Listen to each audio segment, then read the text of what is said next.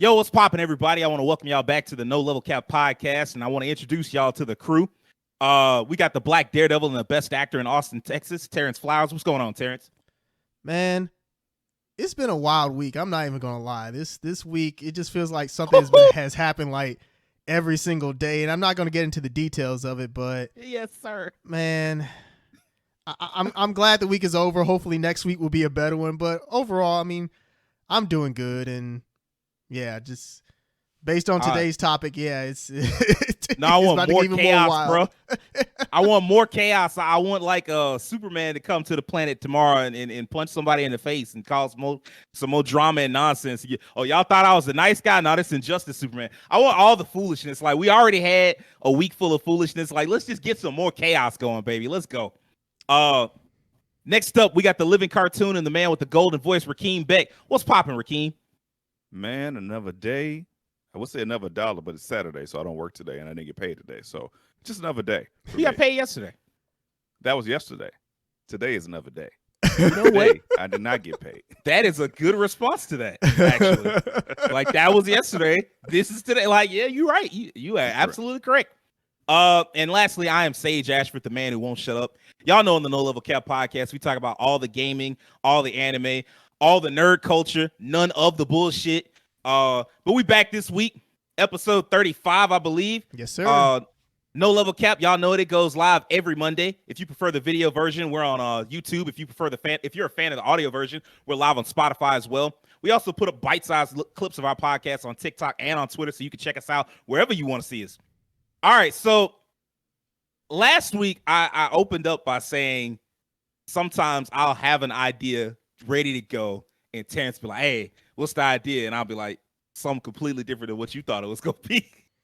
And so Terrence was like, oh, I got something for that, and smacked me with the Uno reverse card. And even though I had like a show planned, he was like, what if we talked about this instead? It seems like a more important issue. And I thought about it, and I was like, God damn it, he right. And so I had to sit there for a minute and like figure out like, okay, how are we going to approach this topic? If you didn't know, if you were missing it, if you're not a fan of Final Fantasy, you probably missed this. They did an interview with the producer of Final Fantasy XVI, Naoki Yoshida, colloquially known as Yoshi P. He popped up. They asked him, they said, hey, and I'm actually going to quote directly from IGN in just a second, but they basically asked him like, hey, man, is there going to be any black people in this game? Like, that was the short version of what they asked him. You know, like, there's been a lot of trailers with a lot of white characters, and will the main game, will it be diverse and whatnot? And the question was, the answer he gave was not great.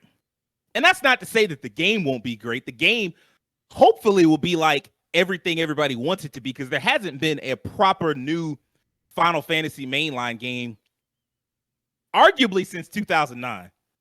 Because like the 2016, and when we got Final Fantasy 15, that was just Versus 13. So like we hadn't got a new Final Fantasy since 2009. That was a long time ago. So like, actually, was it 2010 when that came out over here? Are you talking about Final Fantasy 13? Yeah. Yeah, I think you might be right. It's 20. I mean, around that area, around that time frame. I think it was 2010 in America. Mm-hmm. Right. I believe that's what happened. Yeah. And so like we got it over here in 2010, and that's so basically it's been 12 years since we had like a proper new, like, you ain't seen this before Final Fantasy mainline game. And so I hope it lives up to the expectations. But the answer he gave was still just kind of disappointing. He basically hit us with the classic, you know, it's set in medieval Europe. Let me just go ahead and read from it. This is a difficult question, but not one that was unexpected, seeing as diversity in entertainment media has become a much discussed topic as of late. The answer I have, however, may end up being disappointing to some depending on individual expectations. Our design concept from the earliest stages of development has always heavily featured medieval Europe, incorporating historical, cultural, political, and anthropological standards that were prevalent at the time. And then he goes on for a little while, and then he finally gets down to, ultimately, we felt that while incorporating ethnic diversity into Valisthea, the continent, was important, an over-incorporation into this single corner of a much larger world could end up causing a violation of those narrative boundaries that we set for ourselves. The story we are telling is fantasy, yes, but it is also rooted in reality. In the end, a little bit further down, in the end, we simply want to be the focus We simply want the focus to be less on the outward appearance of our characters and more on who they are as people. People who are complex and diverse in their natures, backgrounds, beliefs, personalities, and motivations. People whose stories we can resonate with. There is diversity in Philistia. Diversity that, while not all encompassing, is synergistic with the setting we've created and is true to the inspirations from which we are drawing.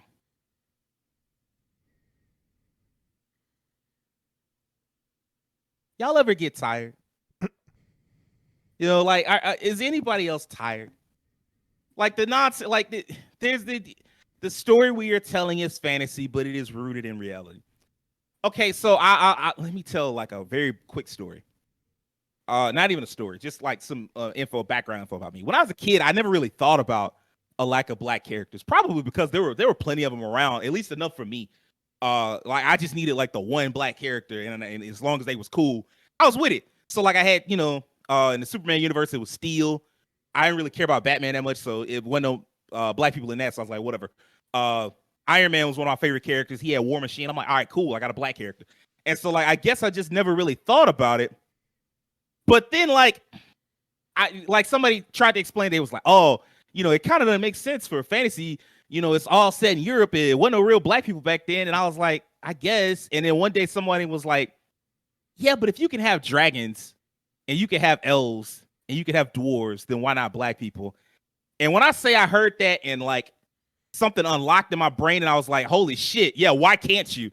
And ever since then, and that was a long ass time ago, the second I heard that, I was like, fuck, yeah, why can't you have black people? And now all I see is people still coming up with the same excuse. And then like I heard that if you can have dragons, why not black people? I heard that over a decade ago. And yet here in 2022, we still having the same discussion, the same argument. And I'm like, I'm tired. I'm tired of having to ask for respect. I'm tired of having to ask for inclusion. I'm tired of it. Like I shouldn't have to make this a fight. Like I don't want to do this. I don't want to I didn't want to have this podcast. I would have rather just talked about another subject entirely. But like when you put this in my face like that, I'm like, I got no choice, bro. Like we got to talk about it. You can't, it ain't no point me running away from it because it's not going nowhere. Because you won't let, like people like developers and creators, they won't let it go anywhere. They always got some kind of excuse. And that shit is just, it's exhausting. And so like, I guess am I alone? Like Rakeem, am I alone? Are you tired? Are you tired of hearing about realism in a fantasy universe? You know, we've talked about this in the past privately a number of times. And, you know, it's kind of complex for me too, because I also like younger, I never really like super cared about how many people of color were in a game. I just cared about connecting with the ones that were in there. But I feel like Final Fantasy is weird because Final Fantasy, at least in the early days, kind of felt like you would get all types of weird combinations of characters. You do, I mean, like, of course, FF7, Barry was the first African-American character introduced in the Final Fantasy game. But then you think about like FF10, they had like Islander representation with Waka, mixed in with like other characters like, you know, Asian ethnicity, whatever Tidus is. I don't know what kind of ethnicity that dude is, but you know what I mean. But you know what I mean? Like, it felt like Final Fantasy was big into embracing the whole point of Final Fantasy, and in some ways, even Lord of the Rings was like taking groups of people who did not look like each other, who did not act like each other, from different backgrounds to work together to fix a common goal. That's basically what Final Fantasy is. And it's weird to me to hear this because I feel like it does a disservice to like some of the themes of Final Fantasy in the past, where we've seen multiple characters come, you know, from different directions going away. And on top of that, FF15 was a game where they kind of kept it a small, tight cast, even the same sex of guys together. And I was okay with that direction because it was different. I saw what they're going for, like the road trip kind of thing. I get it. Guys, friendship, whatever. I'm a guy, I get it. But like when you go into a new direction, like a lot of people were kind of disappointed that FF15 was just such a small, like one note kind of cast. And going into 16, we're hoping for something a little more verbose, more interesting. I think you guys remember when the first trailer came out, some people were disappointed that it was a hard medieval fantasy setting rooted in reality, because it was like, this doesn't feel like Final Fantasy. we got used to more diversity and like bombacious characters, designs, and things like that. And now it's like super grounded. I think, as far as going back to your question, Sage, the original question, a part of me is tired of it, but it's starting to feel like y'all aren't coming up with excuses. You guys are afraid of doing it. It feels like it's as if you want to. People always talk about appeasing a group of people to give them what they want, but they don't realize sometimes that by not giving one group of people what they want, they're really appeasing you, so you don't get mad. You know, it's kind of like a balance. Another way to say this is there is no such thing as a non-political stance. Like, even in saying nothing, you saying something. Like, you supporting somebody. You can't just like, oh, I'm not supporting. Like, if you're not supporting one side, you're supporting the other just by supporting basically the status quo. And if the status quo is unjust, you're basically supporting injustice. So I see. Yeah, but yeah, it just feels weird. I think it's a little uncomfortable to talk about for some people. But I mean, at the point I'm like, I don't care. Like, seeing people like me should not make you uncomfortable. If that makes you uncomfortable, that's not a me problem. That's a you problem. I'm sorry. Okay? I don't get uncomfortable. I never got uncomfortable watching Friends. There's not a black person in sight. Maybe 1 or 2 episodes. Watch Friends all the time. I love it. But, like, it's different. You know, for some people, I think a part of the problem is also that once you live in a status quo for so long, anything outside of that fear of change kind of comes over you. Where like you feel like any changes will ruin the experience, which can, you know, inherently is not necessarily true. Just because someone looks different, you know, than what you're used to in a certain setting, doesn't mean they can't knock it out the park, or that character can't be, you know, can't be relatable to you. Sometimes, I think there was a study many years ago where sometimes people find more relatability to people outside their race than even within their race. Because we feel like we have to have this tribalism of like, you know, we only want to see people who look like this in this type of setting, or we only relate to these type of people, when in reality, you relate to a lot more people than you think. You just don't go outside of your own bubble. I just think there just needs to be less trepidation when approaching creating characters. And a part of that's going to come from, look, we can't rely on developers to give us the representation we need. At a certain point, we have to take the stance and just do it ourselves. And even if it's like, if we have to go into the gaming spaces, the movie spaces, the TV space, or whatever, you got to get a group of people who are willing to take that risk to put people out there who don't look like the status quo all the time. You know, and then it doesn't necessarily have to be, you know, just game. It can go for other mediums too. But I just hate that we kind of become beholden, because it like, we heard this news, like Final Fantasy 16 doesn't come out till next year.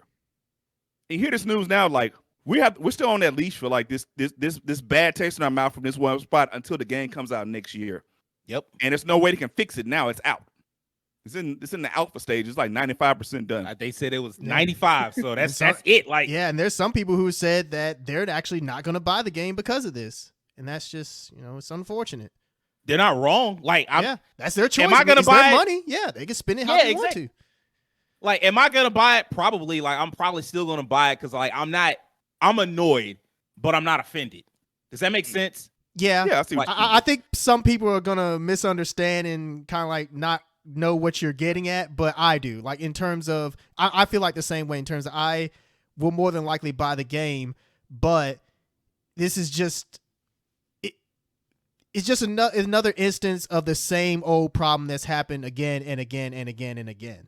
You know, it's something that it's like, you know, because like even if the game is great, it's like if somebody gave you a really good meal, but they put that one thing in there that you didn't like, and it's like, this didn't have to be there. Like, you could have easily just. But nah, they just had like, nah, it's got to be like, we've got to go for this, like, for this realism. And it's like, yeah, you know, that's how it was back then. Like, it wasn't no chocobos back then, so it don't really matter what was back then. Like, what are you talking about?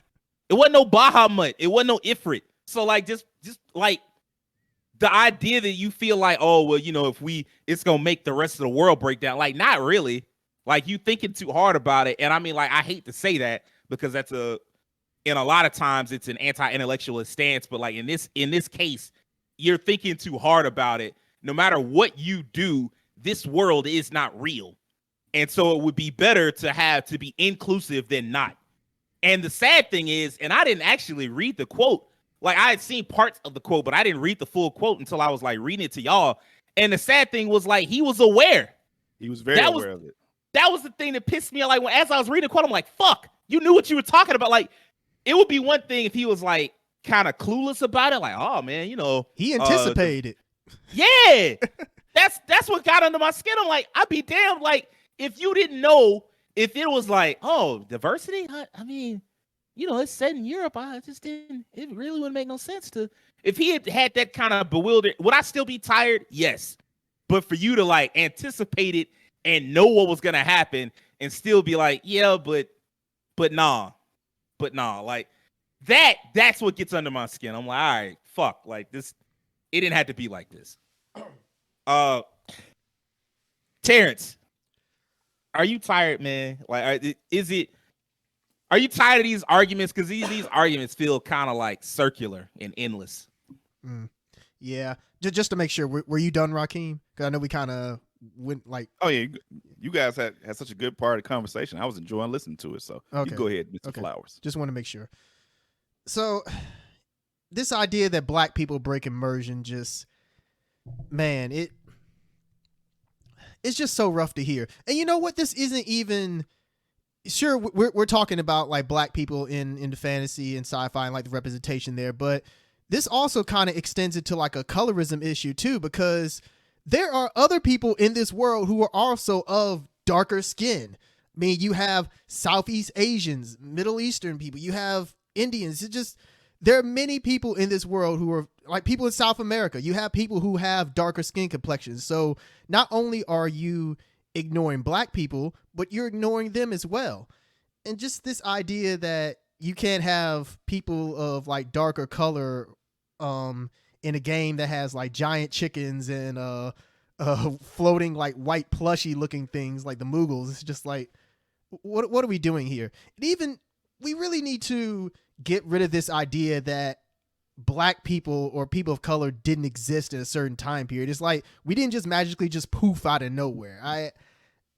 I'm not a historian. I'm not going to claim to like, I'm not going to sit here and go through like the history book with you all and say like here in chapter 1 in like 1474 there was like this person here. I'm not going to do that. But at the same time, I think all of us should know better that there are people who existed all over the globe even in that time, and to just act like this was just one specific group of people that were just in this land. I mean, sure, you could have the majority of people that were there, but just to act like no one of color was there is just completely wild. And you know what? Even if there weren't people of color there, like I said, this isn't, I know you talked about this before, Rakeem, like the idea of saying something about, you said that the idea of a fantasy setting not being realistic enough is like those ideas they contradict each other. Yeah. So it's just, it just doesn't make sense. And, I almost want to come into this conversation kind of cutting Yoshi P a little bit of slack, because and this isn't a new conversation at all. It's been a thing that Japanese developers don't really know how to incorporate people of darker skin tone into their games. But then I read a tweet about it. I read a tweet about this where someone said, we really need to stop coddling Japanese developers and acting like they're perfect and incapable of making mistakes. And that's definitely the case here, is that we shouldn't call them when they make mistakes. Because this, like I said, this is nothing new. We've talked about this for decades now. And like what you pointed out, Sage, the fact that Yoshi P knew that this was going to be a thing and had an answer prepared for it, that means he knew that this criticism would be brought up. So it's like, well, why didn't you just simply add people of color to the game? That would have averted all of this. Like, why? But I also think that part of this is also because Japan looks to the West for influence for stuff like this. I mean, even in that interview, they said that they were clearly influenced by stuff like Game of Thrones, The Witcher, and just media set within that setting. And for the longest time, up until now, and even now, people are so up in arms about it, like stuff like rings, like the Rings of Power, and all the criticism that's been flying. Oh, we're gonna get into that. Yeah, I know you're definitely probably gonna touch on that, Sage. But yeah, I think that some of this also, not only does it need to come from us, like you said, Rakeem, and I know we'll get to touch on that later when we get into a different question, but yeah, I think it is gonna be up to us to provide this representation on our own. We're gonna have to get out there and start like owning, creating our own studios, creating our own productions. And you know what their favorite criticism for us is always, well, why don't you go make your own? Well, you know what? Maybe it's time that we go ahead and do that. Maybe it's time we make our own games, make our own movies, etc. But back to the point. I think that once in the West, we start incorporating people of color more into these fantasy and sci-fi settings, and the rest of the world sees that, maybe then when they start using it as inspiration, they'll incorporate that into their properties. The fact that they use like Game of Thrones as a reference, Game of Thrones was notoriously known as like having a complete lack of characters of color in there, up until like the new show where they started like putting characters of color in there. But yeah, this whole conversation, it's nothing new. And yeah, I am tired just because this comes up every so often, and I'm really tired of acting like black people don't deserve to be in something like fantasy or sci-fi. Because let's be honest, whenever it's something dealing with racism or like the good old like downtrodden times and whatnot, they're quick to toss us in there. Any story about like 12 years a slave or some shit like that, they definitely they're ready to reach out their hand for us and make that like the Oscar worthy movie of the year. But when it comes to something like fantasy, sci-fi, or genres of fiction that we could just sit back and enjoy and not have to worry so much about everyday problems, they leave us out of that. So I'm tired of, just seeing, my people and, even other people of color and of like darker complexion just struggle with this. Cause like I said, it's not just a black issue. This affects other races that have issues with colorism. I know when it comes to like the Southeast Asian countries, there's a lot of colorism that goes on there. And this is all just highly unfortunate. It really is. And there's only so much I can say because this is a huge discussion. Like this has so many layers to it that I could peel the onion all day and I would still never get to the center. But am I tired? Yeah, I am. And I'll say this. If you do want a game that has people of color in it, go support Forspoken when it comes out. If the game is good and it piques your interest, go pick that up because we need to let Square know that games like that matter and that we need more of it. And they stumbled with that shit. Yeah, they almost did. It's been a while, so we kind of forgot, but they stumbled with that shit. What was it? She had a hip-hop walk and all that bullshit. Oh, damn it. You had to remind me of that. Maybe that's another thing. Like consult actual people of color for your productions. Like that'll make this so much easier. If you're worried about offending anybody or not coming across as authentic, like maybe hire some actual people of color as consultants. I mean, cause that's actually another thing. Well, let me get this out. Yeah. Like we're saying, like we talk about people pointing out, oh yeah, you worried about offending one group of people and you wind up like basically leaving out another group of people. And it's exhausting to have to constantly do this back and forth where anytime black people are in like a fantasy or a sci-fi setting, you see people upset. And I know why they're upset. Someone put it this way, and it like once they said it, I was like, oh wow, that's crazy, but it's true.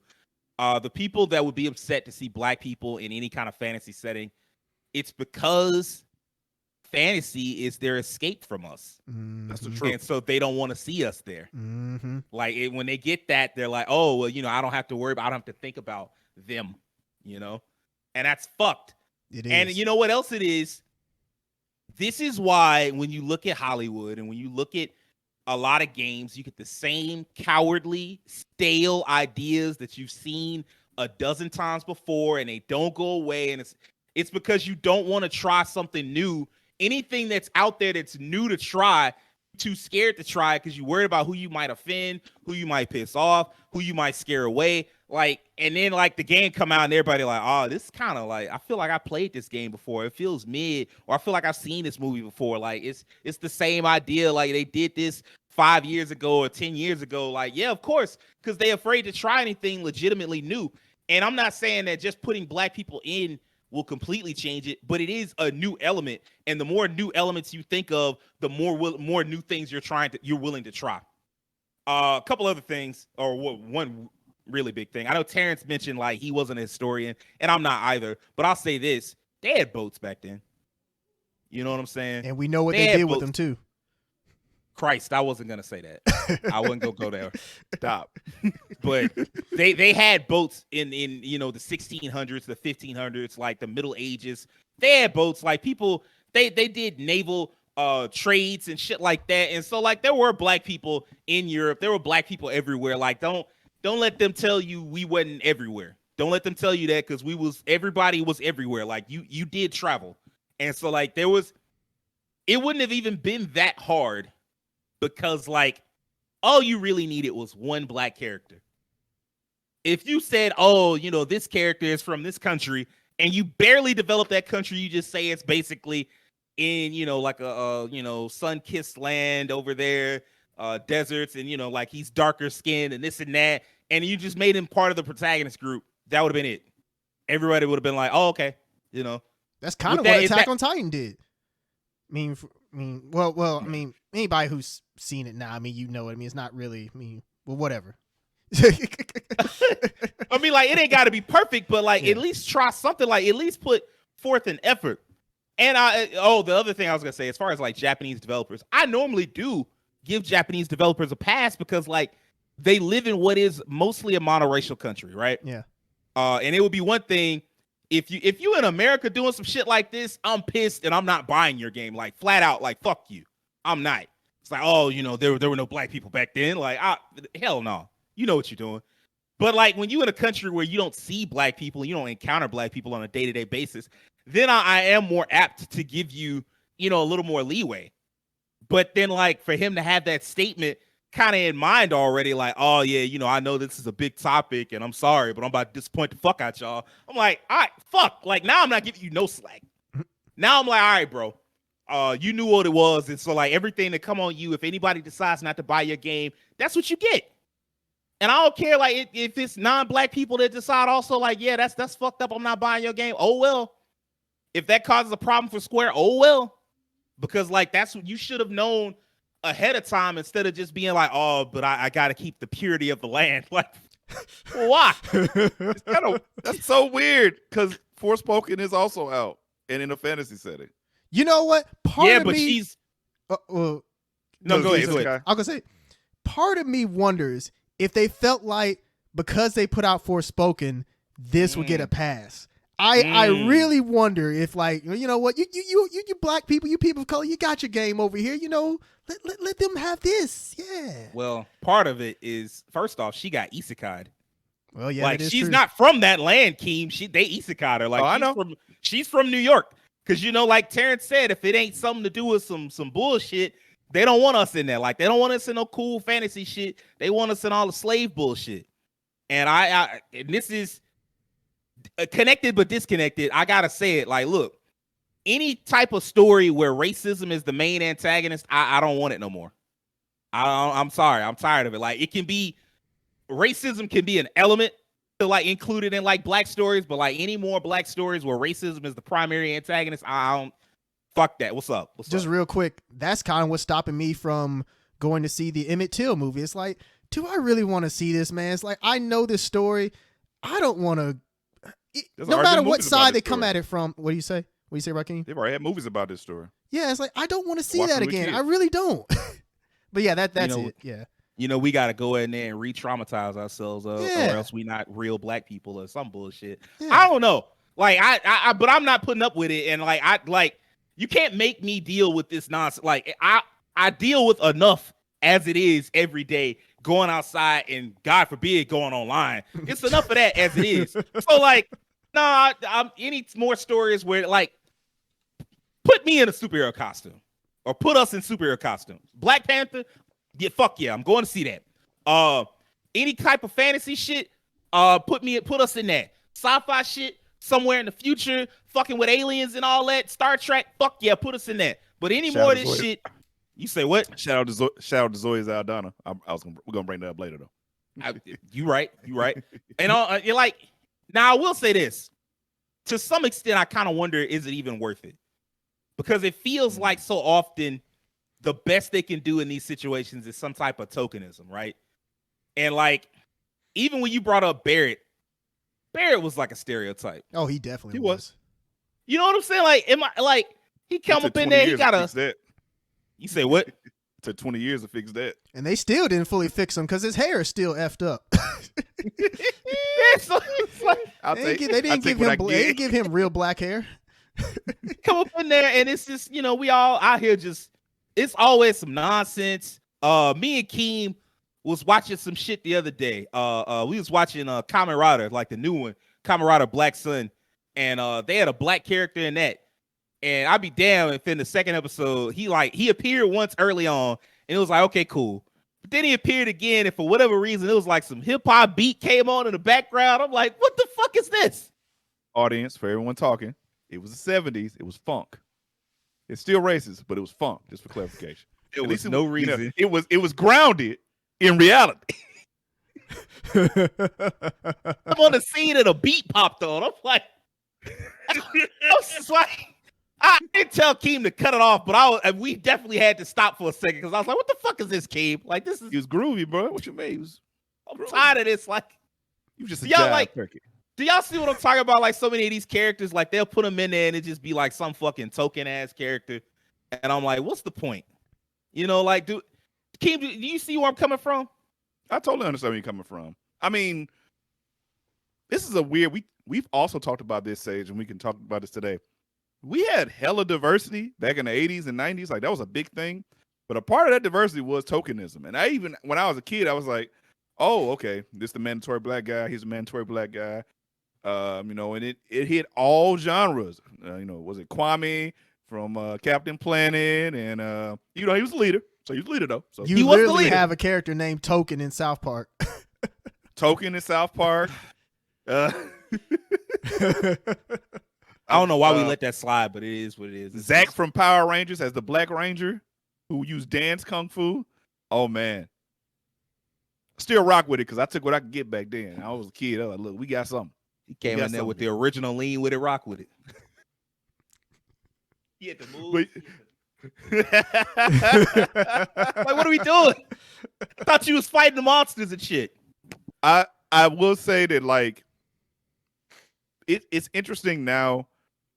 I think I'm still okay with it attempting now because it feels like, as far as like television, movies, and media in general, writing has become a lot more serious and grounded. Like, 90s was kind of the era of cheese and action scenes and, like, adrenaline, relationship drama, all that stuff. And now it feels like people want to tell complex stories about complex characters consistently, pretty much across the board.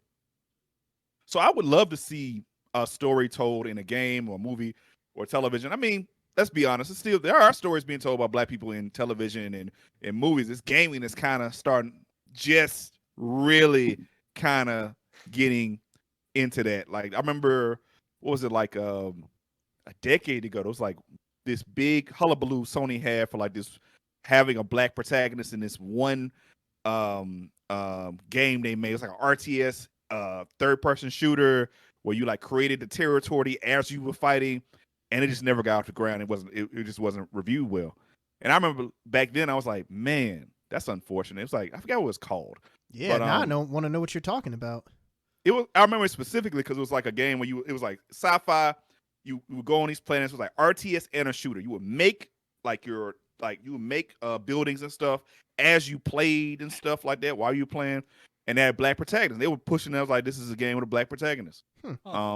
Unfortunately, it didn't review well, and they never talked about it after that. And that's kind of what happened. Sony, aside that. From being racist, like, never set aside all of that. Like, anytime Sony fuck up, they like, hey, That didn't happen.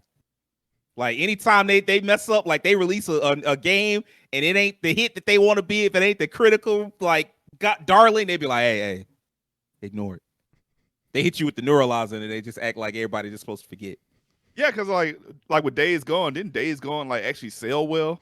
But they were like, this ain't nah. They looked at the reviews and said, you ain't finna mess our pedigree up. No, sir. No, sir. God of War Horizon. That's all you need to know. Ghosts, we got you. But anyway, go back to the original question. Yeah, I mean, there was a lot of tokenism back when we were kids. It was clear. It's basically just affirmative action with media, where they felt like they had to check off a checklist of what characters, one black character, one Asian character, and they might intersperse maybe a Hispanic character or a Native American character in there. And I mean, that was in all media. I guess they just wanted to you try to make everybody happy by having some representation, but they did the bare minimum, just having the character. And a lot of times they weren't like super fleshed out. Of course, some characters are the exceptions to that. There were definitely times where some side characters and stories were just as fleshed out as the main characters, but that wasn't a consistent thing. I think now, though, like I said, it feels like writers are just want to write good stories, complex stories across all mediums. And if it's time for fantasy representation and sci-fi representation, it's time to do that for some black characters. Let's have a story. And I think, like we talked about earlier in the last subject, that like there's a fear of people kind of using escapism to get away from issues about race and politics, all that in fantasy, and using trying to get away from us, I guess, to face that issue. I think once you have like one solid story with a black protagonist that is really good and the character's relatable and likable, and it's not just about their freaking race with the tokenism like you spoke, because with tokenism it's like they really lean into the race a lot, and sometimes you get the racist stuff. You get like a episode about how they got arrested, or an episode about being racially profiled. And those things do happen in real life, but after a while, like you get tired of seeing that stuff. We want to see just a black character existing in a universe, a fantasy universe, or a sci-fi universe, and this exists. We just there like everybody else, and it's a normal thing. Can we just have that? I don't think anybody needs to fight over that. It doesn't have to be a black person. Any person of color. We here, we exist. We just like everybody else. Let's move forward. That's it. Doesn't have to be a special thing. We don't have to be the MacGuffin, or like we don't have to be the special character, or we don't have to be the person that dies first. Or I mean, they used to use us as comic relief a lot back in the day, because like a lot of times black characters in older media, you guys remember this, would be the joke guy or the charismatic guy. So you would death bait, because if you wanted to have someone feel something, they killed a black person off because they were the person who was like the soul, the jokester who kind of gave you the levity. And black people caught on that real quick. We started calling that out years ago. But yeah, just coming back to that question. Yeah, we did have a lot of tokenism in the past, but I think it's time. I think in this era where writing has improved across the board, to me, in mediums like television, gaming, and things like that, you can have a more color representation with better writing too, and that would kind of dissuade that issue. That's a really well thought out answer. I'm not gonna lie to you. Rakeem always comes through with the well thought out answers. It was, man. The well spoken answers. I don't know, like I do think it's worth it to try, because that's really what I was getting at when I asked this question. Like, is it even worth it for them to try? Because you're gonna put this one black character in there, and then like it does wind up, like Keem said, like it's gonna be like a comic relief guy, or like even like a lesser known stereotype, like the nerdy black guy. Like that was kind of common back in the 90s and in the early 2000s. Like they sneak in a character and he was like a black guy, but he was a nerd because he's different from them other blacks. And it's like, all right, bro, like we know what you're getting at. Or he's the muscle, so he's like really big. He's like protect everybody, Yeah, and I mean, like it. Some of it is, and I forget which one of y'all said this. I think it was you, Keem, that said like just hire somebody with some expertise that knows what they're talking about in the writing room. Like it's not hard. Like put somebody look like this and not somebody look like this. Like you can have both. You need both in the writing room. Put them both in the writing room. Like if you go put black characters in, or like Asian characters, or Latin people, like anybody, like if you gonna have them characters, you gonna need somebody with some expertise, somebody that knows what that culture is like, somebody that can speak with some kind of authority. You gonna need that, because otherwise you wind up with all these fucking tokens running around saying just the most stereotypical shit. They got the stereotypical look because here's the reality. You ain't got no black friends. You don't. And some of y'all, that's actually the most optimistic read of it. Some of the writers just not having black friends is the most optimistic read, because the less optimistic read, like the cynical read, is that you have black friends and the first thing you saw was just all the stereotype shit. And I'm sure they were more than that. I'm sure that person that you friends with is more than that, and you just didn't see it. All you saw was just like the shit you see on TV and the shit that you've been told and programmed to see, because we all programmed and society programs us to see certain things a certain way. And that would be very sad. So to avoid all of that, just get get a diverse writers room.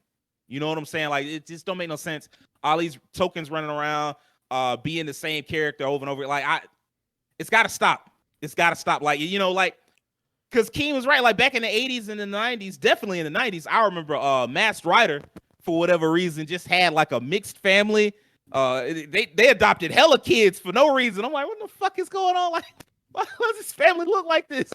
Brad Pitt and Angelina Jolie before they went Brad Pitt and Angelina Jolie. It looked weird even to me when it first came out. When I was a kid, I was like, why is this family? Like, this just it don't feel right. It's so weird. And I was like 7. I'm like, I don't understand. Like, Captain Planet made sense because they was all from different countries. But for them to all be in one family, I'm like, wouldn't you just adopt like kids to? Yeah, no? Oh, okay, I guess. Like, it you know, that show only lasted 1 season. They got it the fuck out of there.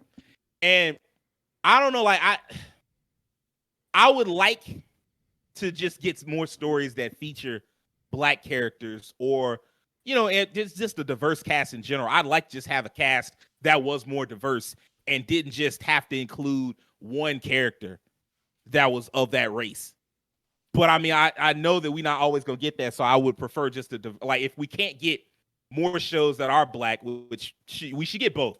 But if you can't get more shows that are black, at least get like some black writers or some Asian writers, a more diverse cast in the writing room, so that you get better writing. And I do think Keem has a point that, like, a lot of writers just care more about the quality of the show that they putting out, as opposed to like back in the day where it was just like, hey, let's just get this show out. And because, like, at the time there was no prestige television.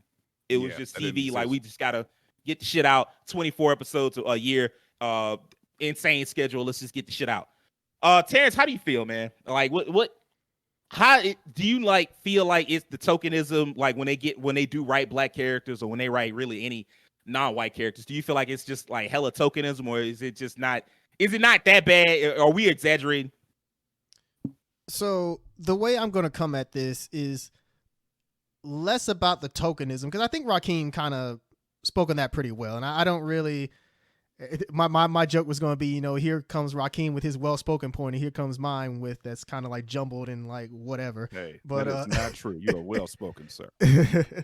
I attempt. But anyway, my thing is, this doesn't have to be as hard as some people make it out to be. In fact, it can be rather effortless if you. Okay, let me make an example. Actually, in gaming. Actually, an example that I think not too many people really think about. Pokemon, when you look over the course of the series, like not only the anime, but the games, it's never really had a hard time representing people of different races and different skin tones. And I'm not just talking like Brock or anything like that, but just even you have characters like just recently, like Nessa, for Pokemon Black and White, you had some of the other characters that were people of color as well. And, you know, you could argue that, well, Pokemon takes place all over the world. So, you know, yeah, they have different shades. Well, that's kind of the idea. Everybody should be following that, don't you think? So, and then let's look at a game in contrast that has had some problems recently that people have called it out on. Genshin Impact. And Sage, you could speak more to this than I can. One of, like, what is it, like the new island that they have is like, it's technically like the Middle East. It's based on like the Middle East and like South Asia, right? Yeah, the 3.0 update, and I'm blanking on the name right now. Yeah, I don't have the name. Do you remember the name? I don't remember the name off the top of my head. I know it's Mondstadt, Liyue, and Azuma, and then like the fourth continent. I'm blanking on it right now, but like that wasn't why I stopped playing Genshin Impact, but it like contributed to me not coming back when they did like a whole trailer and you can hear like the musical influences and like the look of the continent. And I'm like, this should definitely have some darker skinned people, not necessarily black people, but just like people that aren't, light skinned, like white. And it was just like full of just like white characters. And I'm like, what in the fuck is going on? Like, how could you make a game that pulls from this influence? So like, that's the opposite of what Yoshi P was talking about when he was like, yeah, we in this continent, and in this continent you'd have, white people. You wouldn't really necessarily have like a diverse cast. Well, shit. Now you done moved all the way over to a continent where you would not have white people, and somehow the cast, they all just bright skinned as a motherfucker. I don't. Yeah. It went over my head. Yeah, and so I use that as that's an example of doing it the wrong way. Like that should have been considered effortless. It's like, okay, our content takes place in the Middle East, like South Asia, whatever. So we should have people that represent that area. All you have to do is like Google Google people who live in this area or whatever, or even just go to that area and you'll see that there are people of darker skin tones walking around, but yet the people that you added, they're light as a mug.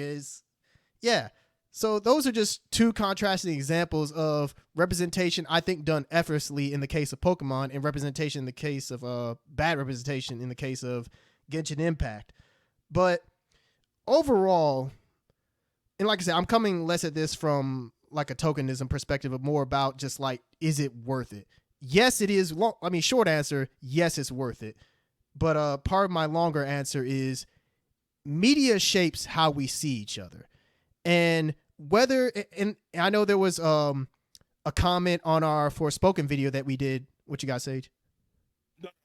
Was agreeing with you. You said media shapes how we see things. You're absolutely correct. Yeah. I know there was a comment on our Forspoken video like some months back or something like that. I remember that. Yeah.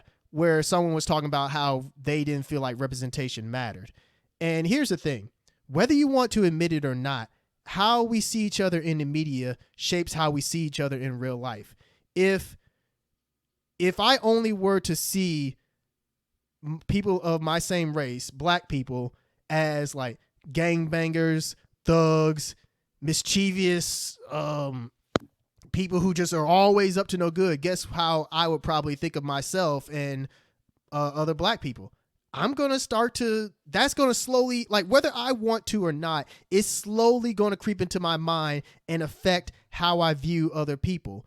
That's why it's so problematic that whenever, and this is coming at things from an acting perspective, that's why it's so problematic that whenever there's like roles for people of like Middle Eastern descent, that they're always like given like roles as like terrorists and whatnot. Guess what? That's how people are unfortunately going to see them. And that's not right. It isn't. That's like if we were to completely flip this, and in some alternate universe, if white people were always portrayed as like something beneath human or whatever, that would shape how all of us see them. And that's not right either. School shooters. Huh? Mass shooters. Yeah. Played them all mass shooters. You'd be like, oh my God, like why would you do this? Like you'd be mad. Yeah. Like people would be mad if you just like, and they get mad now when you make that joke. And I'm like, yeah but like, because it's a broad stroke. Yeah. It's a broad stroke that covers all of them. And it shouldn't. Like no one group of people should be identified just through, a bad bunch or whatever. But going back to like from an acting perspective, when this whole Final Fantasy XVI conversation came up, what I was seeing on my side on like social media was voice actors speak out about how this affects them as well. Because if you all remember, and we did an episode about this, in 2020, there was this big conversation about representation, like black representation for people of color in media, and like the roles that people of color didn't have, like the lack of roles for people of color or lack of like meaningful roles. And it's just now getting to the point in anime, like anime English dubbing, that black people and people of color are actually starting to get into those roles. And that really didn't start until 2020. In 2020, that's when we started seeing more of that. And regardless if you don't like English dubs or whatever, that's whatever. The fact is, it has nothing to do with that. This is about actors getting work and fair representation. Because the thing that's always been a problem with black actors and people of color actors is that they will always get relegated to just those specific roles. They were never allowed to play like the characters that were like fairer skinned or like the quote unquote white characters, you know, as white as you are in anime. It would always be given to some white actor. And there would always be some chump making the argument, well, maybe they're just a better actor. Well, I'll tell you what, if you never give a certain group of people a chance to prove themselves and rise above, well, you're never going to see the best of them. And so, yeah, seeing this conversation with voice actors talk about Final Fantasy, how it's like, look, this game, and a lot of them are fans. The thing is, a lot of them are big. A lot of us are huge fans of Final Fantasy, like the series as a whole. Like, it shaped a lot of our development growing up. It's a very important series. And to see someone like Yoshi P just say like, well, you know, we kind of anticipated this being an issue, but we're just going to ignore it anyway.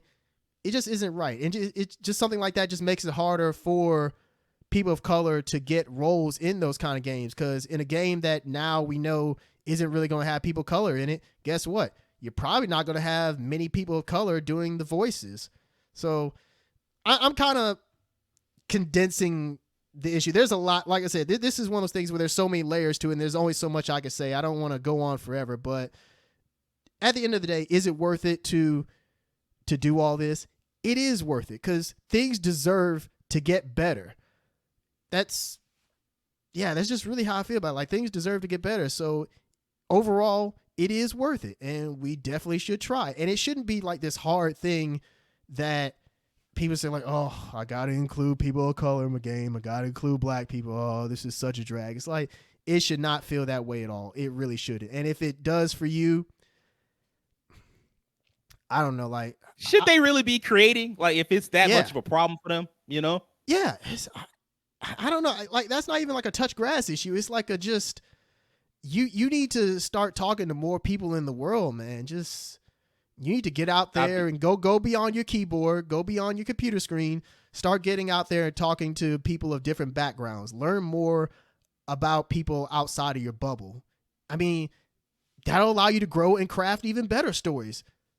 A lot of the big problem is that we're seeing the same old stories over and over again because a lot of people just have the same old experiences. They haven't gone outside their bubble to experience anything different, and they don't want to try. So, yeah, I'm trying not to like sound too soapboxy, but it's just, I mean, this really topic is built for a soapbox. That's literally all you can do. Yeah, I hope all that made sense. And if it didn't, I mean, feel free to get in the comments. And, if you want me to elaborate, just stay out my comments. Stay out the comments. Hey, man, we need engagement. I want engagement from people who know what they're talking about. So, like, if they think that Terrence didn't make sense, stay out the comments. Like, go ahead and click somewhere else. Quit being mad. All right. Well, yeah, don't come at us mad. No, not at all. Yeah, that's what I'm saying. Of course, I mean in sincerity, like real sincerity, not just okay. Yeah, sure. Yeah, absolutely. Yeah. And I Terrence, you made a really good point as far as like how if you're only perceived a certain way, it can cause like, because perception really is reality, and so like when you get bad representation in media, it can cause all sorts of problems. In fact, one could argue if you only portray black people in a certain way, it can create internalized racism. Yeah, you only absolutely does. We have a lot of that today. Yeah, that's the thing. You only see your group portrayed one way, and then you're not that way, so you think, oh, I mean, that's how them other ones are. I'm one of the good ones. I'm different. I'm different. I'm not like them other ones. You built the same as everybody else. Yeah. Life will teach you soon enough. Like, you built the same like as everybody else, and that's the problem. Like when you see it that way, and then like your brain, because everybody else is seeing it that way too, and so now they think you different and you special, and it causes all types of problems. And then, there aren't, like, people say, oh well, there's no point making a lot of fantasy and sci-fi with black people in it. They don't pay for that anyway. That shit, we don't pay for it because we ain't in it. Exactly. How are we gonna pay for something that we hadn't gotten? Like, when I was a kid, the visuals and then the ideas of doing something fantastic and going beyond what we know, that's what drew me in, even if I didn't necessarily always see somebody that looked like me. I was like, okay, but I still want to go to like alien planets, and I still want to visit like, far off kingdoms and stuff like that. And so like, I never really thought about it, but I can totally understand the people who did see it and was like, man, I ain't see nobody that looked like me, so I felt like I wasn't welcome. That's a totally valid approach to have. And so like I totally get it. What's going on, Terrence? You know what? Just real quick, that's honestly, if I'm being real, I didn't watch Game of Thrones. And you want to know why? That was kind of part. I've never really been big into medieval stuff just because there's always this perception that black people didn't exist then. So it's like, I never really had anyone to connect to. So I just kind of like dipped on those stories, unfortunately. Man, you know, if we having that little divergence, let me tell y'all a story about a superhero book that I read back in the day. It was called The Runaways. And The Runaways was this, and I think I know that there's a TV show about this now. Yeah. The basic idea behind The Runaways was this team of little kids, or kids between preteen and teenage kids, and they found out that their parents were supervillains. And so they like went on the run because they didn't want to join up with their evil ass parents, and they was, trying to stay away from their parents, trying to stay because like the parents had like this whole secret society going on. And so like everywhere they go, they didn't know who they could trust other than each other. And so like there was this protagonist in it, and he was like the real cool, level-headed guy. He was like the focal point protagonist and shit. And he was black. And so like I was like, all right, cool. Like he was the one that kept everyone when everybody else was doing all the dumb kid shit. He was like, all right, look, we got to stay focused. They out here looking for us. It's a problem. Like we got to keep going. And then come to find out, he was the bad guy. Like he was a traitor. And not only was he a traitor, but he was like killed immediately afterwards. So there was no chance of redemption, no chance of anything. And it was at that point that I lost all interest in the book. So like representation does matter, because I'm like the biggest superhero fan ever. And like the second they killed off that protagonist, I just had no more connection to the story. And like nobody else has ever gotten that. Like whenever people talk about Runaways, they always like, oh yeah, I love Runaways, I love this, and they just gloss over the fact that they killed the only black character in there who was like made to be the coolest character in the story. They just offed him, and it was just like, yep, it is what it is. And I can totally see how people can have that connection, or like when they don't feel that connection, they like, you know what, this is not for me. And like the Game of Thrones thing, that makes sense. Lord of the Rings, that also makes sense. They put of course, with the new Game of Thrones and the new Lord of the Rings, they put black characters in there. I could not speak to how well they wrote the black character in Lord of the in Game of Thrones. He was, man, you talking about Corlys? Corlys was that dude. I like Corlys a lot. But yeah, go ahead. Sorry. No. I mean, like, I wanted that answer. Like, you were the only, because I know that Terrence didn't watch House of Dragons, and I didn't watch it. So like I needed somebody to say it. Rings of Power, they did all that talk, all the people was mad about the black elf or whatever. He was just kind of there. He wasn't really, it was like, it was nice to have him there. It was nice to see somebody that looked like us, but like he didn't really sell me on the show. Quite frankly, the dwarf sold me on the show way more than he did. Great job. Diesel was a great character. Like that was a fantastic, like likable character, which does allow me to transition into like my next question. Because I would like it to be some, more positive shit as opposed to us just being, bummed out all the time. What are some of y'all's favorite black characters in fantasy or even sci-fi settings? Rakeem, what's up, man? Okay, so since we're talking about Game of Thrones, I will mention two characters. Game of Thrones the original show did have some black characters. They were the main ones that were in the show the most were the ones who were associated with Daenerys Targaryen. There was a Grey Worm, who was the leader of the Unsullied. He was like the main soldier for her. It was cool because he was like this character who had been, basically raised and born a slave and was freed and was under Daenerys. And he kind of felt like he was a very wooden, emotionless character. But he fell in love with Daenerys' right-hand woman, who was also a black woman. I forgot her. I cannot remember her name to save my life. I'm sorry. But he fell in love with her, and he kind of got carried away through his relationship with her as well. And she was a really cool character. So there was a little black representation in the original Game of Thrones that I enjoyed. Those two characters, but the Corlys, Valerian, and House of the Dragon, the Sea Snake is a cool character. In the very beginning of the show, I loved how they brought him in. So the Valerian house is really cool because they have similar ancestry to the Targaryen house, where they came from the same place. And so they're the families of the dragons or whatever. So they're already naturally, because of their relationship, they're of high ranking in that society.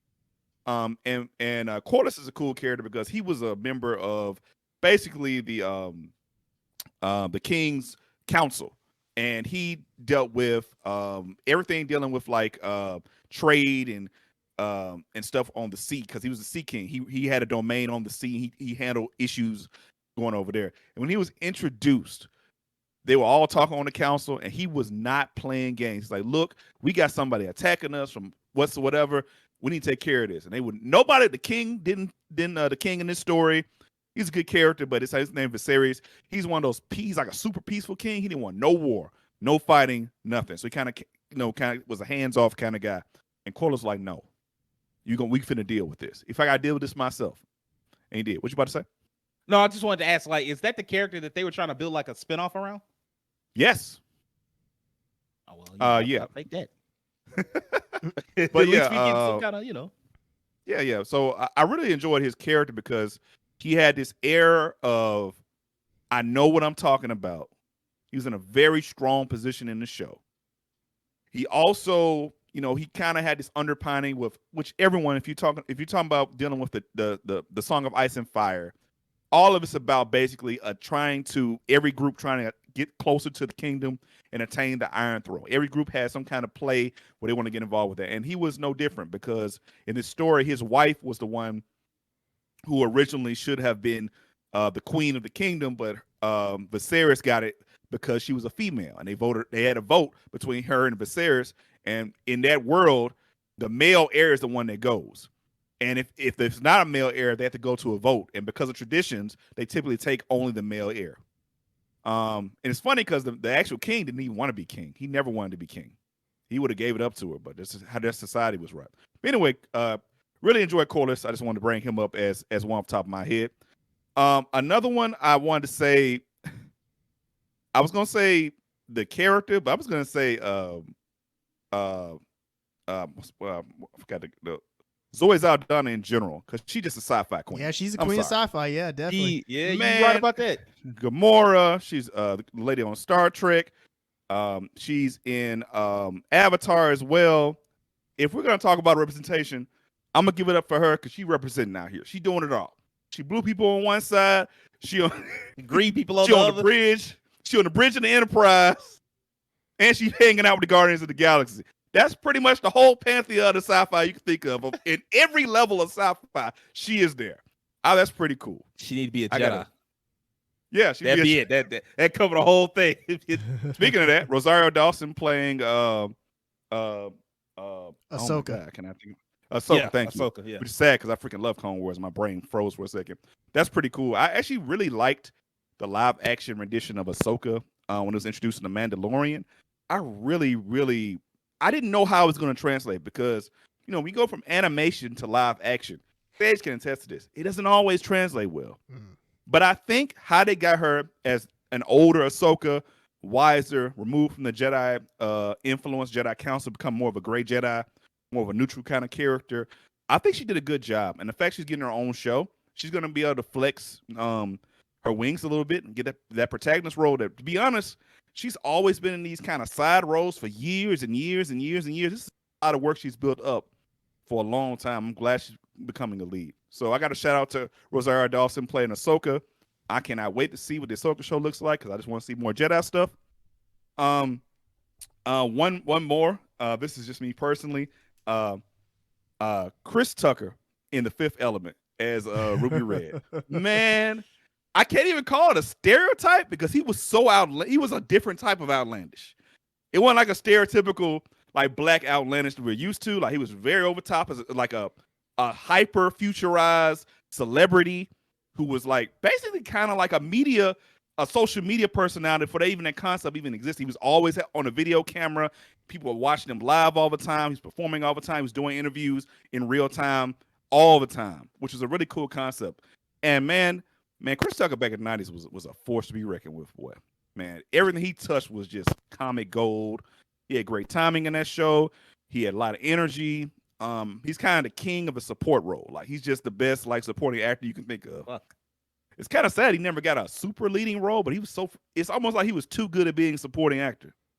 It kind of messed up a little bit. Reasons for that, but the show is running long as it is. So Was that the last one you had? Yeah, that's my last one for now because, like you said, it's running long. So go ahead. Yeah, Terrence, what you got for me, man?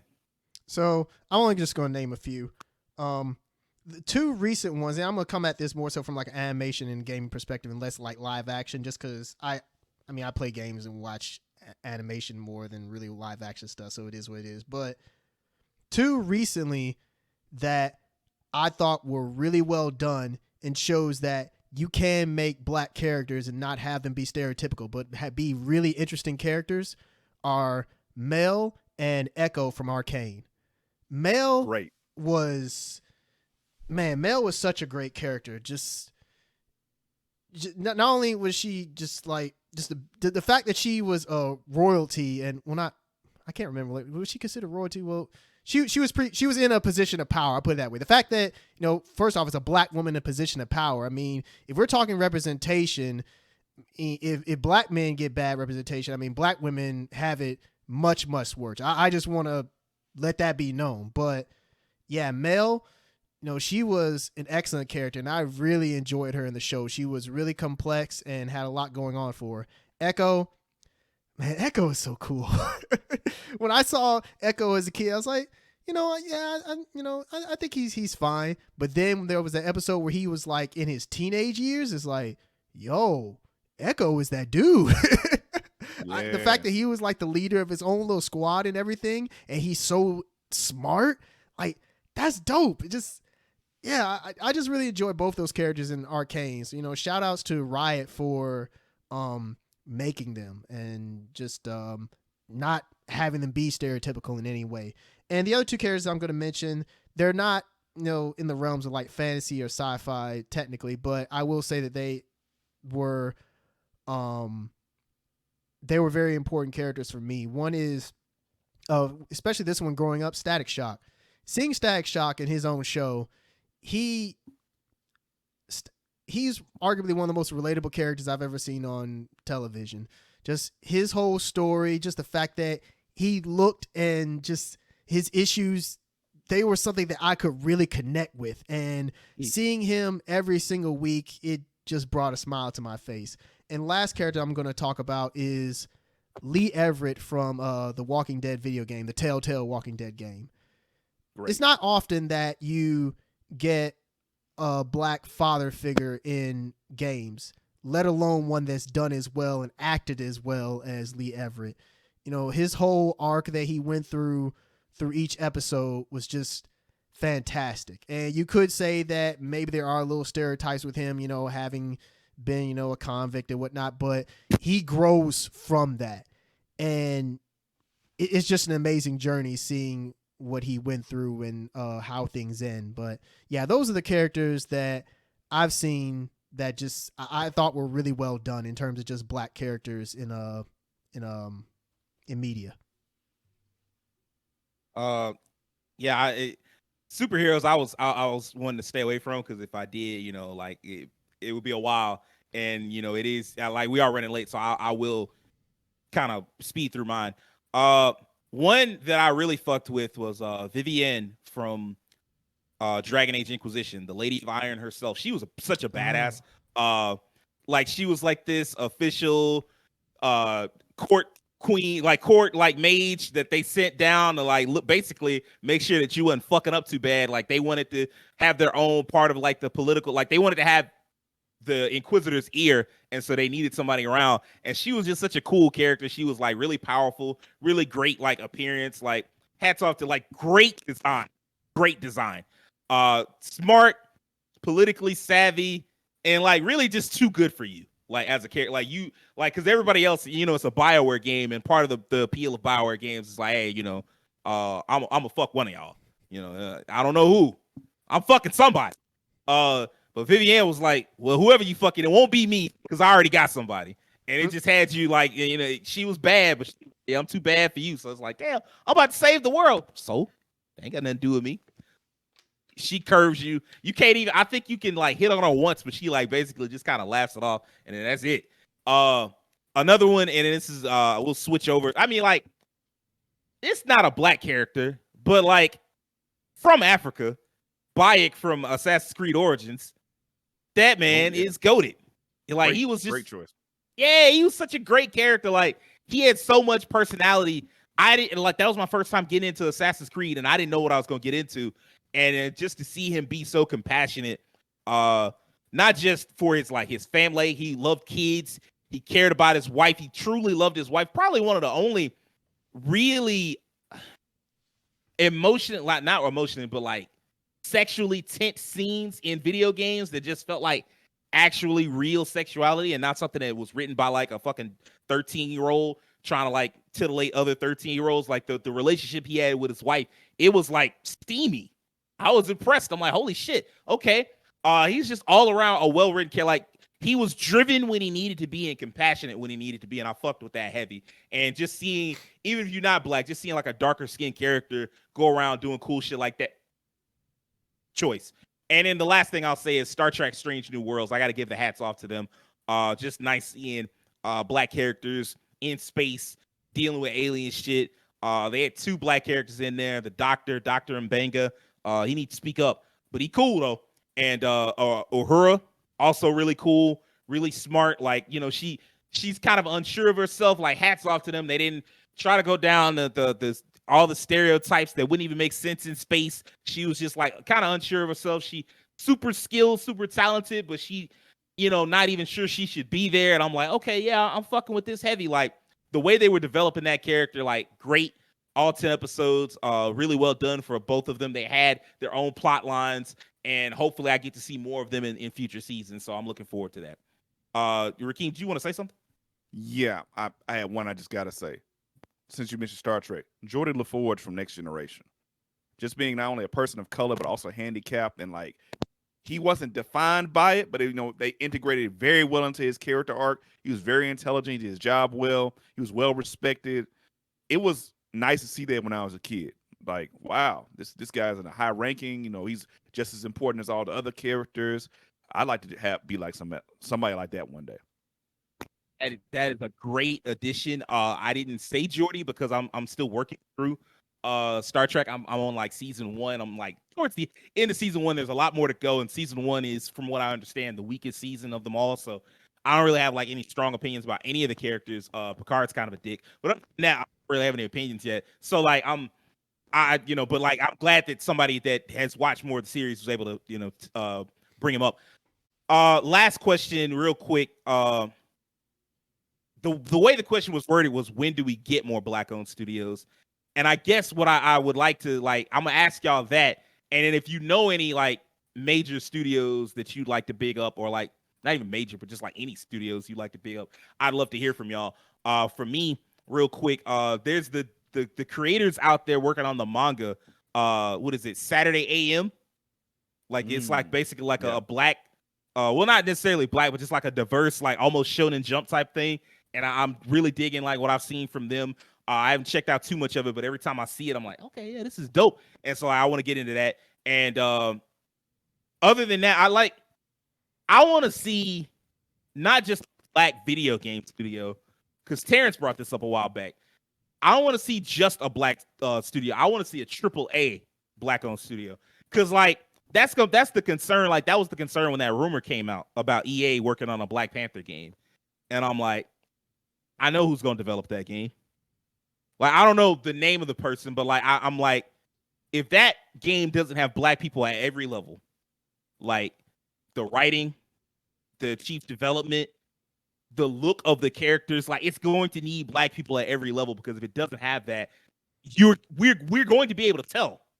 Because like when you look at Black Panther, you can say what you want about Kevin MCU, but he a lot of black people in the positions of power over that film in particular, and it shows. Like the vibe of the film, you can feel it when you watch it. And there's a reason why we came and black people came in force to see that film. And we saw it twice. Some people saw it twice, 3 times, 4 times, 5 times. People was watching the fuck out that film. And it's because we can tell. That's what happens when you put people in charge. And so like I guess I'm like, if y'all don't do that with the game, it's gonna be obvious, and we'll have the movie to compare it to, and that's not gonna look good. So yeah, like what do y'all think it would take to get more black studios, black animation studios, video game studios, whatever? And are there any like black developers, creators that y'all want to hype up? Rakeem. As far as developers and creators, off the top of my head, I don't know, but I would say what it takes to get black people into animation studios. The first level is we gotta start encouraging kids to do things outside of what we did. I think there's a consensus in the black communities, and maybe some of the audience don't realize this, is that because we come from a lot of underprivileged areas, or like areas that of poverty, or like or maybe just like not even just necessarily poverty, maybe you just came from like a farm kind of area, a rural. There is sometimes not a very high value on education. It's more of a value on get a job that you can sustain forever and then have a family. Make money. That's the level. I remember when I was a kid, my mother, first grade, she saw our report card and she almost gasped. She's like, I would have been satisfied with you if you had just made C's, as long as you passed and got out. But when I realized I had a child who was willing to go further, I pushed him further. And that's part of the reason when I was a kid, I was like, that's why I wanted to go into higher education and get a college and get a degree, because my mother pushed me. Once she saw something was in me that wanted to learn, she pushed me to go to another level. I think there's a gentleman we know, Dupree Bostic, me, Terrence, and Sage know. His entire family is in art on every level. His mother, his dad, his brother, they're all involved with art on some level. And as a result, when you're ingratiated inside of a culture that values something like art or something outside of just working in a factory, you're able to work hard. And now he has a really good graphic design job because he was pushed to do that. He was in an area that created that. We have to create environments that are conducive to allow our kids to dream bigger than their surroundings. I had my Uncle Jimmy. I have an uncle named Jimmy. Biggest support I've ever had my whole life. I'll never forget the speech he gave me when I was way back in the end of high school going into college. He gave me this speech, was like, hey, man, at some point, someone in the family has to be the one to go out and do something that hasn't been done before. Everybody can't just settle. That's how you move forward. And that's how it has to be with animation studios. We have to encourage kids and show them that they can do these jobs. And maybe that can be more visibility, more programs from like big companies like EA and Ubisoft and things like that, which, try to be diverse, but like be bad at it and, have harassment and and issues with, racism or sexual assault and stuff like that. But maybe more visibility from them going to like high schools and colleges and showing the careers and programs they can have. Maybe people who are involved in higher levels reaching back, because there are definitely animators. I was watching a video the other day.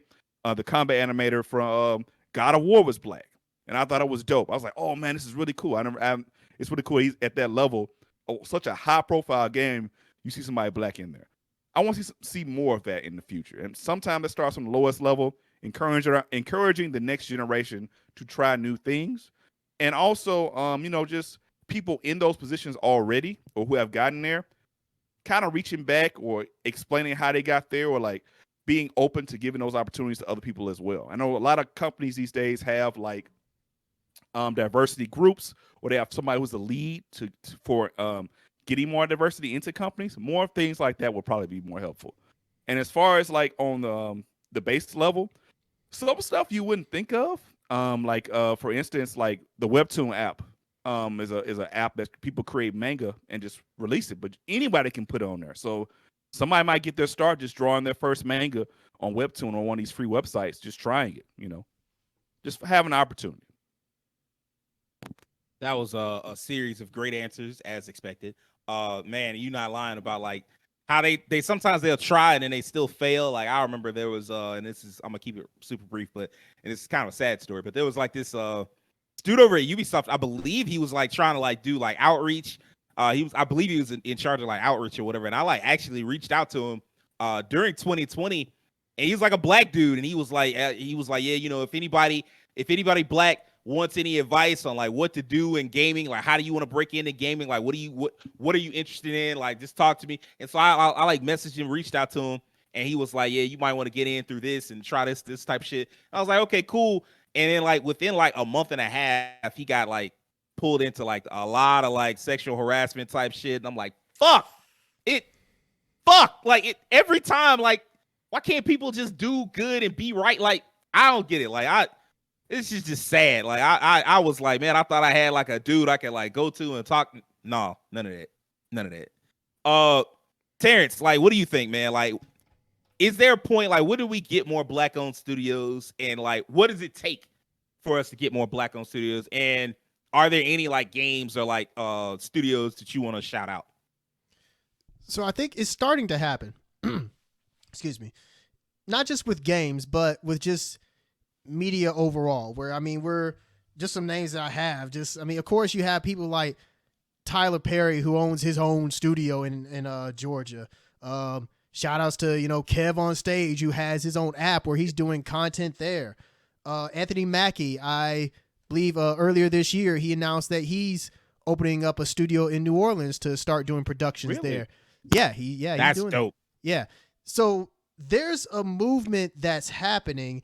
It's just one of those things where, because unfortunately, as black people, since we don't have like that historic wealth, like not only like physical wealth in terms of like money, like financial wealth, but also like that wealth of knowledge, that we're just now getting to the point where some of this stuff can start to be passed down and kind of like stick.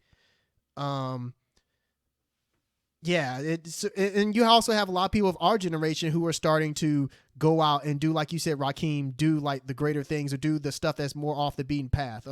One person that I have that I had to look up is because while you were talking about artists, I was thinking like, yo, there's this guy that I definitely want to shout out. Shout outs to Nicholas Draper Ivy, who's doing like the I think he's doing the art, and he's co-writing for like the new Static Shock series. He's also done a whole bunch of other stuff too. Like, he's on Twitter, on Instagram, and he does a whole bunch of really dope artwork. And I've been following him for a long time. And so seeing where he was like 5 or so years ago to where he is now, he's definitely been on the come up. So you have people like him. Shouts to it's Dr. Shitagio, that the black-owned anime studio, the black anime studio in Japan. Shouts to them. You know, that's great that we actually have a black voice in the anime industry in Japan, like not just like here in the West, because in the West that is important too, but have it at the actual home base of anime. That's fantastic. For games that are developed by black people, I mean, you have Aerial Knights Never Yield, that came out I think either this year or last year. Yeah, that was big. Yeah. And then you have stuff like Validate. That's more in like the indie. That's the thing, is that a lot of these black owned games, unfortunately, like you said, Sage, they're not AAA. They're still more so in the indie space. And I think it's unfortunately going to take some time before we can really rise up to that big level. It's really, honestly, it's going to take someone with a lot of money who wants to see that happen. You have to have somebody like, let's say like a Michael B. Jordan or someone like that who has made it, that wants to see a black owned studio. You have to have somebody like that to build it and then hire people. If I ever were to quote unquote like make it, in a sense, that's something that I would love to do. I would love to open a black owned studio. I don't know anything about game development, but I would love to get something like that started and hire people who do. And yeah, I think that it's happening, but it's very slowly. Like, it's just going to take some time, unfortunately. You know, just we're just now. I'll put it this way: just 2 years ago, we started to have the conversation about representation in media, and we're just now starting to see the effects of it. So it's a slow road. The road is we got a long road ahead, but I think things are slowly. We're getting there. I'll put it that way. Are we getting there fast enough? No, but it's happening. That's my answer to that, is that it's happening. And I just, like Rakeem said, I hope that future generations can be encouraged to pursue game development. And because I know in the U.S., you know, we have a lot of lack of knowledge in like science and math, and I think that we definitely need to do better in that regard. Which, you know, that goes back to, you know, poor education, but that's a whole other topic. But yeah. I think we can see this stuff. It's going to take a lot of hands and a big community to build it. Man, you said it at the end, like, as far as, and see, this is the thing. I don't want to undercut any black creators working on indie games right now, because that is important. Like, you Yeah. are still working on games. You are still a developer. You deserve all the attention, all the support, all the love.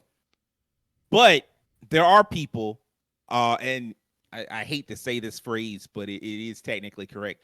In this instance, race doesn't really have anything to do with it. There are a lot of people who look at an indie game and go, I'm not playing that.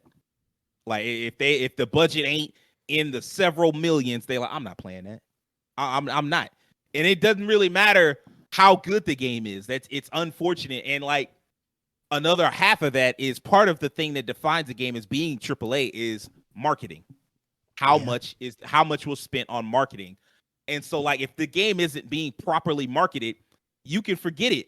And so, if there was a black-owned studio making a black-ass game and it was marketed on a AAA level, that means that people got to see it. It's got to be on IGN. It's got to be on GameSpot. It's got to be on, in the middle of commercials and shit. All them commercials where you just can't get away from it. It's like, damn, I'm tired of seeing this. YouTube, you ain't pay for YouTube Red. And so now you got to see 16 different commercials of the same fucking program or the same fucking game. All of that. That's where that comes from. And that's what you need. But as far as to build a AAA black studio, like, one person can't do that. All right. One person tried to build a AAA studio back in the day, and they were a millionaire. And Rakeem knows exactly who I'm talking about. He kind of sucked as a person, but like, he did try. He made a very good game, or like the team that he hired made a very good game. They made Kingdoms of Amalur, but he went bankrupt. Like, he had all that money, he went bankrupt because it costs millions upon millions to make a game, and like, you spend all that fucking money, and the next thing you know, it's just gone. You would need either a billionaire, or you would need like a collective, like a community of people that have just decided, like, look, we are going to invest in making a AAA gaming studio, and we're going to hire majority black creators. It ain't necessarily got to be all black. It should be majority black. We're going to hire diverse creators. We're going to hire people of all different walks of life, and so that we can have like an actual diverse studio. And that takes, you can't do that with millions. It takes billions, because you need to be able to insure yourself. Because what if that first game, never mind, what if the first game don't work out? What if it does? And now you got to wait another 7 years. Like, no, I need to be able to hire. I need to be able to have one game in active development and another game cooking. So like, when that first game come out, we not too far off from the next game coming out. That's what you need. And so like, that's going to take a lot of time. So like, as far as like, when do we get it? It's going to take a concerted effort from a lot of different people with a lot of power. That is, and true. I don't know when we get that. I do know it shouldn't be too far from now, if only because, and I'm not predicting anything, I'm just saying, if only because there are so many people who play video games now. And like, you can't tell me you care. And like, so many people spending money on video games. So like, people that are gamers, and then people that are interested in spending money. And so like, that the interest is there, the money is there. And so like, at some point, someone with some money and with like a mind to give a shit about this particular issue should try to invest in it. And hopefully we see that within the near future, within the next 4 or 5 years, and then by the time they started getting that studio done and getting the game out, would be on the PlayStation 7. But that's neither here nor there. At least somebody would be as far as, hyping up more creators. I did kind of come up with that part of it at the last second. So I will say, I will hype up a few, because like Terrence mentioned some artists, some comic book artists. Daryl Banks, I want to hype him up. Help create, if I'm not mistaken, Kyle Rayner, the Green Lantern. Great artist, super talented. N.K. Jemisin, I think I pronounced that name right. Just recently created a black woman Green Lantern, Joe Malign, that really cool Green Lantern of the Far Sector, amazing creator. Jamal Eagle, known for creating a bunch of shit. What I know him for the most is working on Supergirl. And then Christopher Priest, just one of the OG creators. Christopher Priest, just one of the OG creators. Worked on hella shit, worked on Deathstroke, worked on Spider-Man back in the day. He is working on, I think, Black Adam right now. So he's done a lot. He's done a shit ton. So, but I do think that needs to wrap it up, because I believe we've run way long. So if you enjoyed this episode, I need a few things from you. I need you to do us a favor and hit that subscription button on YouTube. Follow us on Twitter and TikTok. Tell your friends about us and do me a personal favor and have an excellent week. Peace.